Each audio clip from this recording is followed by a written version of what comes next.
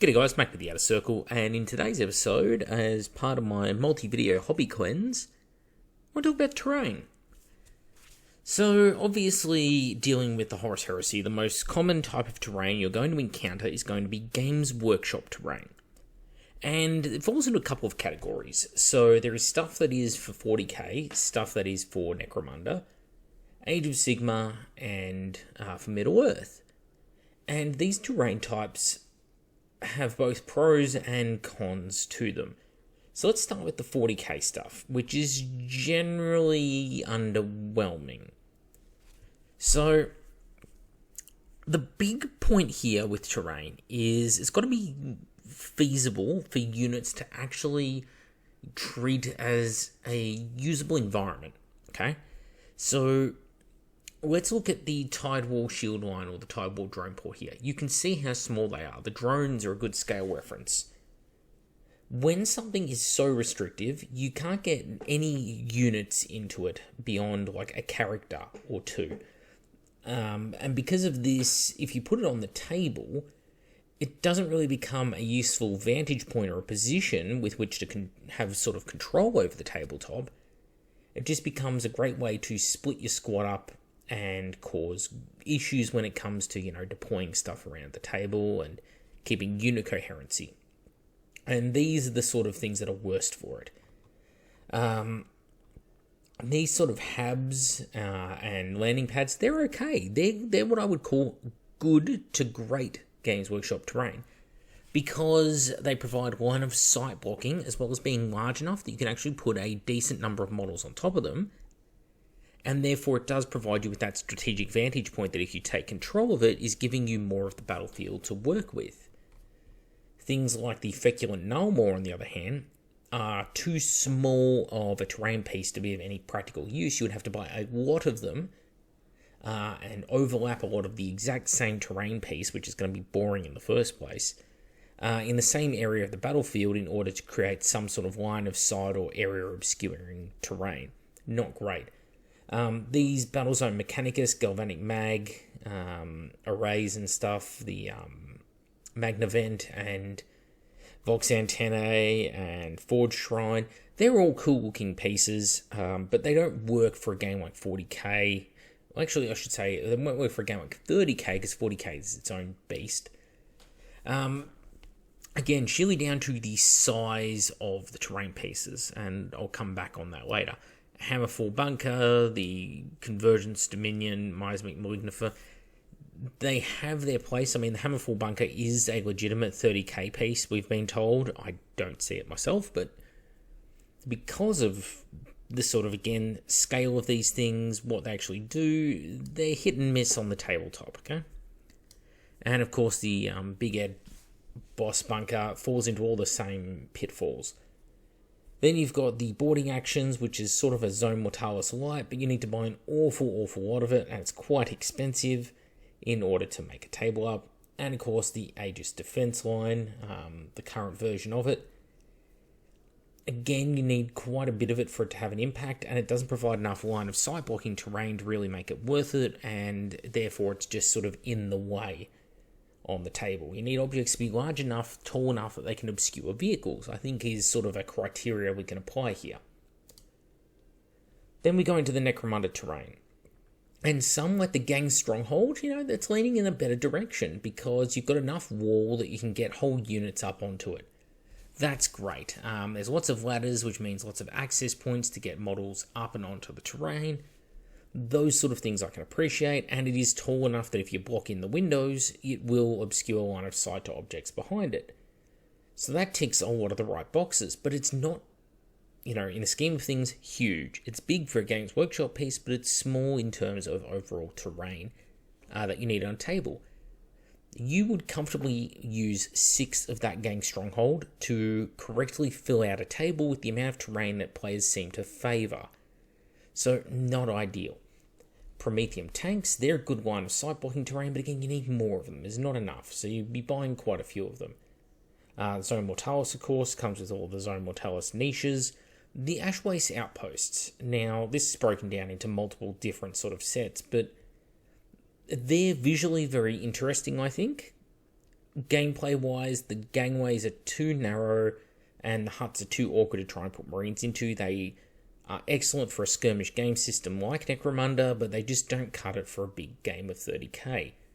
And again, price is prohibitive because there's only so many of these things that you would want to buy to try and kit out a table, and you'd need a lot of them to fill 6x4 table size.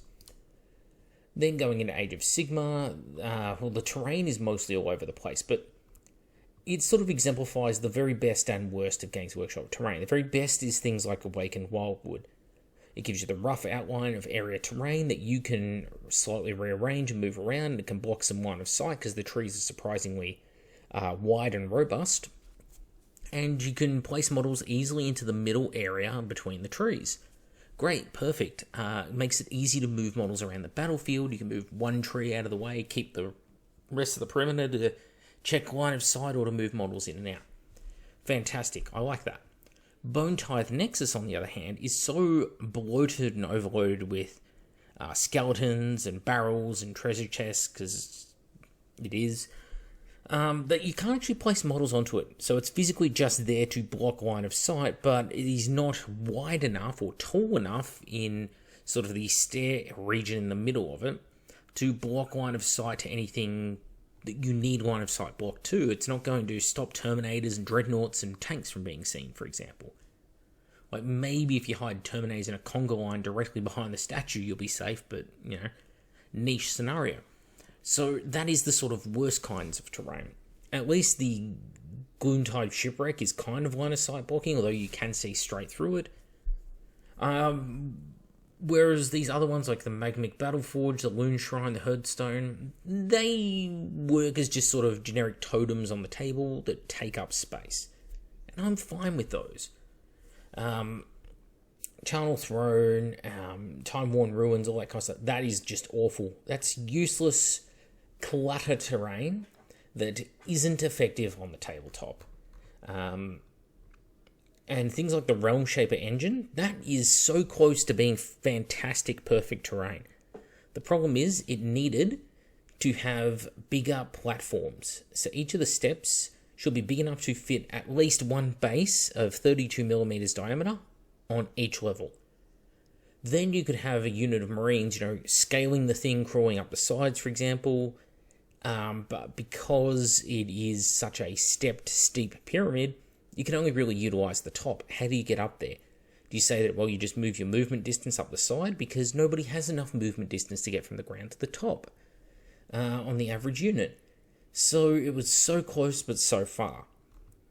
And then we end up at the Lord of the Rings, which is actually one of the best and most consistent because, well, Ruins of Middle-earth gives you some walls that could be line of sight blocking, nothing to write home about. Mines of Moria is useless scatter terrain, but, well, that's a very niche scenario.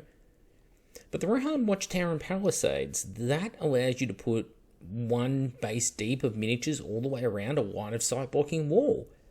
If your games are taking place in some feudal agri world in 30k, that could be perfect. Amon Sul. Again, I love the terrain piece, but it is a skirmish terrain piece. It is hard to get models into and out of. It's just not big enough to get your hands in there and move a 15-man tactical squad through. But 4 hobbits and 5 ring wraiths, yes, that I can fit in there quite easily. The Lake Town House and Goblin Town, these sets are very similar to one another. You can combine it all together to make big Lake Town piers and such. That actually works perfectly for a sort of pseudo Zone Mortalis where it's like, instead of the corridors being blocked by walls, the corridors are blocked by the floor is lava. That actually works quite well because they're big open areas without too much clutter on them that you can move miniatures around on. Could be usable in 30k. Gondor Tower, tall. If you can get models into the top, then it's a great piece of terrain, but I don't think you'll get enough miniatures into the top in 30k size-wise. But the Gondor Mansions, Ruins, and the Rohan House, all of those are excellent line-of-sight blocking terrain items that again would look great on some sort of feudal agri-world type environment. They're big enough to fit a fair few models around, big enough to block line of sight to vehicles and such. So I appreciate those bits of terrain. But on the whole, Games Workshop terrain is designed for Necromunda-sized skirmish games, and this is true of every game system. It's designed for skirmishing around, and therefore it kind of sucks for the way that they write many of their games. But of course, specifically the Horus Heresy, because the terrain doesn't fulfill the goals of terrain in the Horus Heresy. So the first of those I would say is line of sight blocking. Now, how much line of sight blocking does one need on the tabletop? Now, there is no fixed firm, this is the set guaranteed ratio. If you always take this, your games will be fun. But what I've learned from feedback from my event that I held the other year, as well as other talk around the town, going to events, playing on different tables, people love a lot of it. Basically, heavy amount of terrain on tables. As long as you can move miniatures around the terrain, they're not getting in the way of your arms and your hands reaching the miniatures, that's preferred.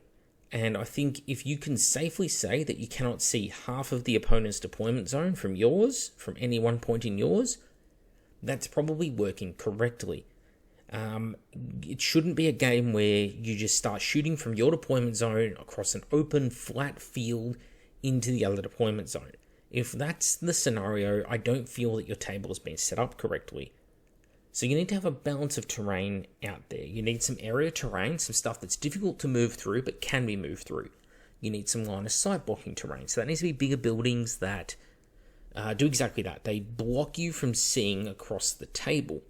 And then you need buildings which are line of sight blocking terrain and that three-dimensional terrain, where it's like you can get up on top of this stuff and it provides you an advantageous position on the battlefield. So, multiple of this Battle Zone Frontieris Necromund, something like that, 3 or 4 of that would probably be the right amount for a 6x4 table. And I know that probably sounds excessive to people, but that wall system that it has, that's not a great wall system. You're really wanting it for the habs, okay? And you can extend the walls around some of the habs to create some more line of sight blocking, but that's sort of the density we're talking here on the table. Now, I'm going to reference a few different designs here from one of my favourite creators of terrain. Sacris Mundus, I've been subscribed to for probably 3 years now, I'm guessing, on Patreon. And I print a lot of this terrain in FDM. So for some scale reference, you can see bases in this picture. The really little one, that's right where I'm hovering the icon right now, little plus magnifier. Zoom in on it. That's 25mm round base. So these buildings are big, okay? Now look at this pyramid here, and especially the other pyramid-shaped buildings around it. Look at the size of them, look at the 25mm base. The tiny little round bases here, the 5 all in the front row. Everything bad that I said about the Age of Sigmar, like this pyramid here, the Realm Shaper engine, this is the sort of equivalent of that, and it's much older than Games Workshop's designs too, so don't DMCA strike the poor guy, because he makes really quality STLs where I've never had anything miscast or misprint of his that I've created.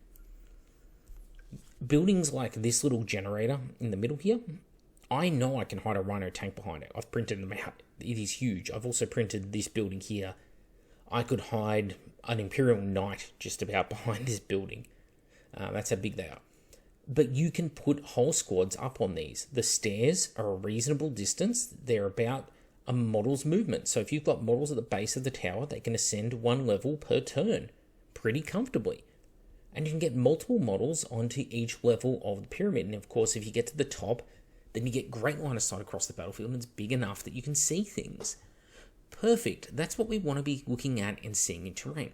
Lots of big plateaus on top that you can put models onto, often with wide open stairs that things like Terminators and Dreadnoughts can go up, but also big enough to block line of sight to vehicles. Okay, so a set like this, you probably print 1.5, 2 sets of this. That's your 6x4 table, right? And this is all FDM printable terrain. That's what it's designed for, and it's broken up to fit onto Your Ender 3 size printers, your 220 by 220 by 250 build plate sizes. All of these sort of prints will fit onto. Then we've got ones like this. This one here is a sort of Egyptian pyramid inspired thing. The big pyramid at the back there, that's about 2 feet across, or actually no, about 1.5 feet across, we'll say, 18 inches per side. Each sort of segment of like these 3 wall things, that's like a 6 by 6 cube, each one. So that pyramid's big, but the top is actually removable. So it joins right here along this seam. And you can fit like a 20-man tactical squad inside there. Great, perfect scale. Same with these buildings. You can see 32mm bases of the second row in here. They fit on the stairs. So you can place miniatures all up and down the stairs, and there's not gigantic bumps and dead bodies and piles of skeletons on top of all these buildings that mean that you can't place your miniatures flat on their bases. Where you've got to awkwardly balance everything, or else they'll slide off the building into the abyss.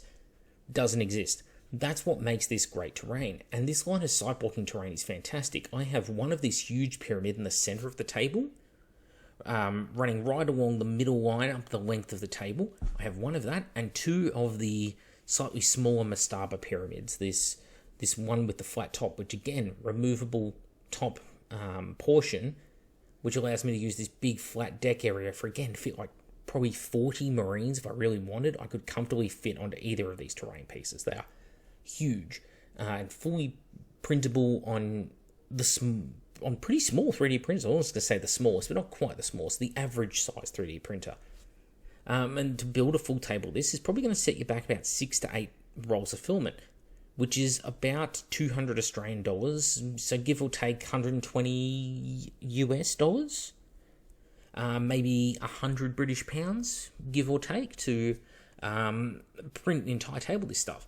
Whereas you compare that to like Games Workshop, $200, that's half of one of this Frontieris, and I've already established you need about 3 of it. So, and the last one I want to talk about is the Damocles table here, because this is taking that Necromunda style terrain, with these gangways and gantries and Prometheum towers, or this Games Workshop 40k Sector Mechanicus terrain from Kill Teams and whatever. It's taking that, but making it on a much bigger scale in many ways. Where, look at these platforms. You can see again the size of the bases for reference in the background of the picture. So you can tell just how much stuff you can fit on any of these platforms. There's clear and obvious ladders leading up. They're tall chimneys and such, and the buildings are quite wide. So they also function as line of sight blocking terrain, as well as giving you that 3D verticality. And every one of his sets you'll see in here, in the Crotone, and of course in here, have these large platform buildings, which are just a solid wall with some sort of platform or tower arrangement that, again, you can fit miniatures on top of, and they can shoot out all the windows and such, and culminates in that massive set of industrial sort of pipes at the back there. So when it comes to 28mm scale terrain, this is the sort of stuff I'm looking at, and I'm going, look, you get 1 to 2 fully printed sets of this. There are plenty of people on eBay and 3D printing sites that are happy to print it for you. So you don't even have to deal with it if you don't 3D print it yourself, but you can buy this sort of terrain for much cheaper than you could buy a table of Games Workshop terrain.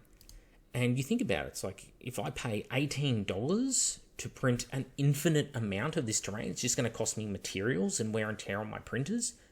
I've got 6 FDM printers running at any one time. This is nothing. This is a couple of days of printing for me to make a whole table. It's just costing me the materials. So I can build big and impressive tables with awesome looking terrain, and I don't have to go through all the expense of Games Workshop's terrain. And so many of these buildings are modular, or they're so large and varied in their design. You're able to 3D flip them, for example, or you can combine different sections of building together using 3D software. Whereas with Games Workshop, it's like something like this, admittedly cool. I'm not saying this is bad terrain necessarily, just bad for big games of 30k and what the game needs for its health, Battlezone Frontiers landing pad here. That's it. That's the building. There's no changing what it is unless you're going to start sawing things apart and gluing a bunch of extra terrain kits on. And for the cost of just that one landing pad, you could literally have a 4x4 table of 3D printed terrain.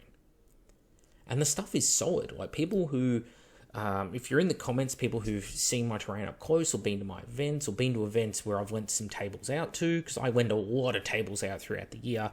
I just don't announce it on the channel because I don't care for the glory. Do you call it glory? It's helping my community out, right? Because it's the right thing to do. People who've seen the terrain, comment what you think about it. And please, if you play on tables with Games Workshop terrain, how many sets do you find you need? Because I personally have found, and the feedback I've got from a lot of people is that the more open the table is, the more painful the games are. But that's just personal experience. Anyway, I'm Mac with the Outer Circle. Thank you all for watching, and I'll catch you on the next episode.